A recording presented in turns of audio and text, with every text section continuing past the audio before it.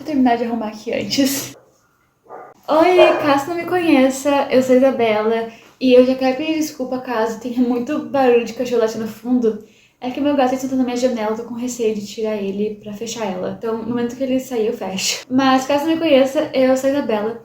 E hoje eu queria comentar com vocês sobre algo que eu vim percebendo lá no BookTok e que vem me incomodando. Eu sei que não tá incomodando só a mim, porque eu vi um vídeo recentemente falando sobre isso. Não exatamente isso que eu vou falar, mas foi super um gancho, assim, pra eu começar a pensar fazer esse vídeo. Eu vim percebendo como os vídeos do BookTok estão iguais, um do outro, e eu queria comentar com vocês sobre isso. Há um tempo atrás eu fiz um vídeo falando sobre o BookTok estar arruinando a literatura, e minha opinião não mudou nesse sentido de lá pra cá, mas eu venho notado um movimento que tá acontecendo e que tem me incomodado muito, porque eu sinto que as pessoas estão perdendo a autenticidade na hora de produzir conteúdo, simplesmente para produzir algo rápido e fácil, sem para pensar, tipo, será que isso já não tá saturado? Mas antes de eu começar a falar sobre isso, eu acho que é muito importante eu dar um contexto sobre o TikTok para vocês, que eu acho que a forma como o algoritmo dele tá funcionando tá impactando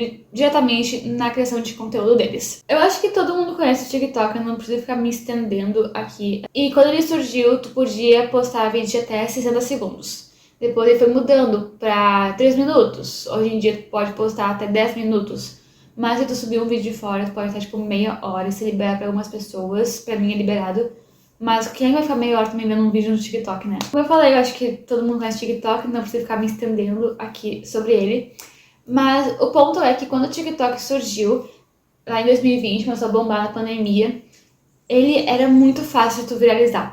Qualquer vídeo tu conseguia viralizar, e eu digo por mim própria. Meus vídeos tinham menos seguidores, eu usava menos hashtags e eles pegavam muito mais visualizações e muito mais likes. E eu mesmo consegui crescer minha conta muito rápido lá. Bem mais do que hoje em dia eu consigo.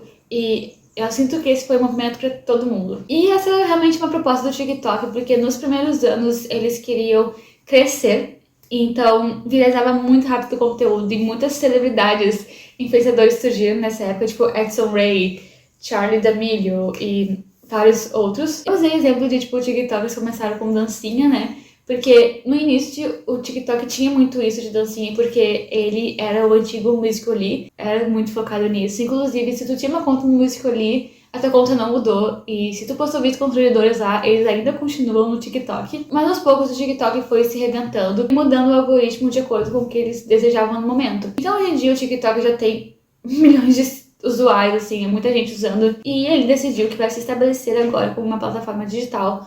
Então o engajamento das pessoas começou a cair e eles começaram a promover, tipo, vídeos mais longos e com algo útil para as pessoas. E agora entrando mais na questão do BookTok, que é o nicho de livros no TikTok, como em qualquer outra rede social, a gente sempre coloca book e o resto da rede social. Então, BookTok, BookTube, Bookstagram, tipo, pra falar do nicho literário. O BookTok, ele cresceu muito, tipo, a gente tem muitos influenciadores de livros gigantescos do BookTok aqui no Brasil hoje em dia, que surgiu nessa época. Eu não preciso nem de dados para explicar o quanto o BookTok ele fomentou e ajudou o mercado editorial, especialmente durante a pandemia, porque é muito óbvio quando a gente vai numa livraria e tem uma parte dedicada aos livros famosos do BookTok, ou a gente pega um livro e tá ali tipo um adesivo ou no título do e-book, fenômeno no TikTok. E isso é algo que eu não lembro de outras redes sociais terem conseguido fazer. Não tinha sessões para Booktube, sabe, nas livrarias, ou bem com adesivo de Booktube. E convemos que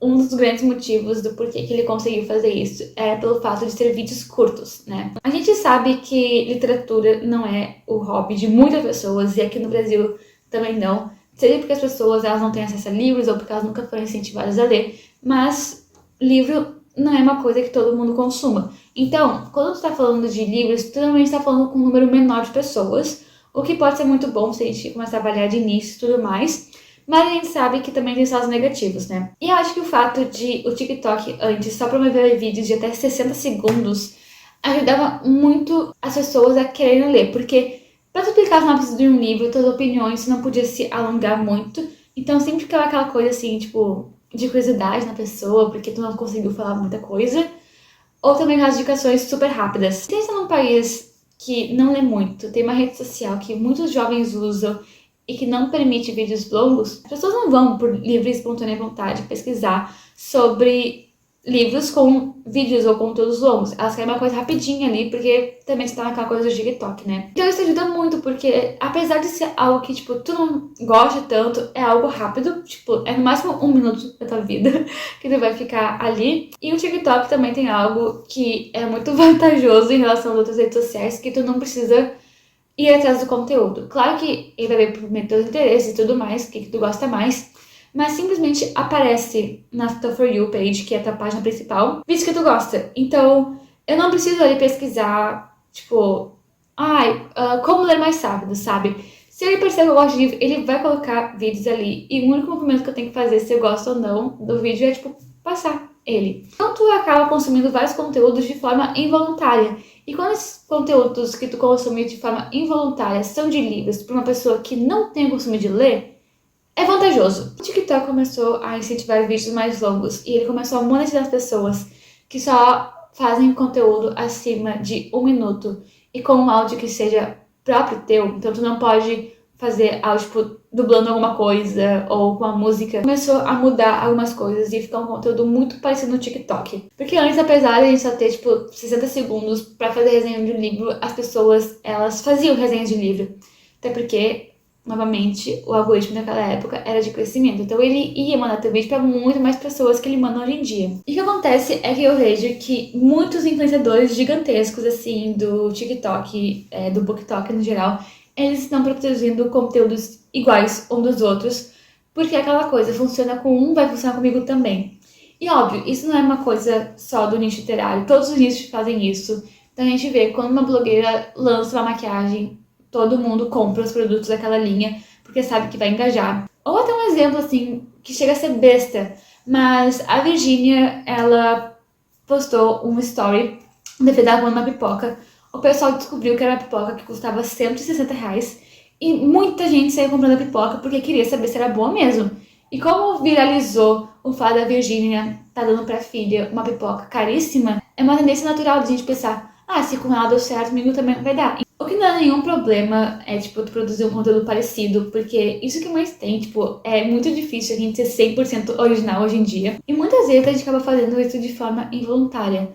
Mas nas redes sociais tem esse movimento e a gente vê, acontece muito, tipo, se esse conteúdo deu certo pra fulano, eu vou fazer o mesmo formato pra mim. E o que vem me incomodando muito essa questão de conteúdos iguais é que parece que hoje em dia as pessoas, elas só querem fazer indicações rápidas de livros, ainda daquele formato, tipo, rapidinho, porque 10 pessoas ficam, mesmo aquelas que não gostam de livros, mas vai ser igual de todo mundo e vai ser com as mesmas pessoas de sempre. Só que o problema é que quando a gente reduz isso a, tipo, vamos fazer o mesmo conteúdo, todo mundo igual, com as mesmas pessoas e vai acabar tendo as mesmas indicações, a gente acaba, ao invés de trazer pessoas pro mundo literário e do nicho de literatura nas redes sociais, a gente acaba afastando as que já estão dentro dele. Eu vou dar um exemplo pra vocês que foi algo que me incomodou muito nos últimos dias, que vi muito conteúdo igual e eu sei que muita gente vai reclamar também.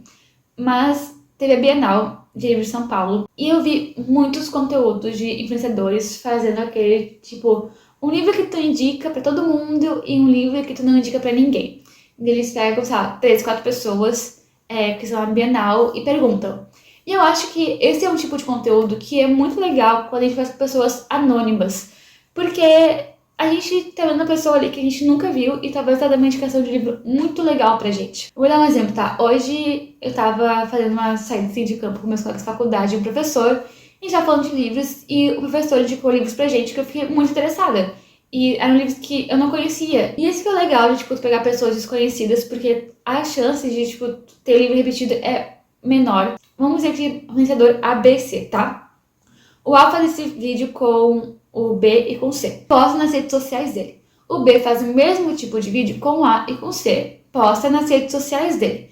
O C faz a mesma coisa com o A e com o B, posta nas redes sociais dele. Isso me irritava um pouco, porque eram várias pessoas fazendo assim, com influenciadores, que muitas vezes são amigos e me dá muita impressão de que a pessoa tava com preguiça de produzir conteúdo. E claro, não é só porque tem uma Bienal que tu tem que produzir conteúdo o tempo todo e, tipo assim, produzir só conteúdo daquilo e transformar o teu momento de lazer em trabalho. Mas eu acho que se tu se propõe a isso, Tu também pode pensar em inovar, fazer coisas diferentes, ou nem que seja abordar pessoas anônimas na Bienal e perguntar, tipo, tu topa participar? Porque o que acontece é que muitos dos influenciadores, eles estavam recomendando livros que eles já recomendaram várias vezes nos perfis deles. Pra ser bem honesta, se eu quisesse saber que livro tal influenciador recomendava, eu simplesmente entrava no perfil dele, sabe?